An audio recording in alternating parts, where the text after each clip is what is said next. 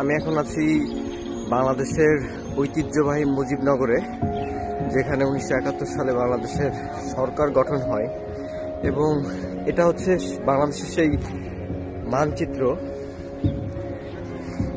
এখানে বাংলাদেশের বিভিন্ন স্থানে 1971 সালের বর্বরতার চিত্রগুলো ফুটিয়ে তোলা হয়েছে। মানুষদেরকে যেভাবে হত্যা করা হয়েছিল, মানুষদের বাড়িঘর যেভাবে লুটপাট করা হয়েছিল, বাংলাদেশের স্বাধীনতার ইতিহাসে মুজিবনগরের সরকারের ভূমিকা অপরিসীম।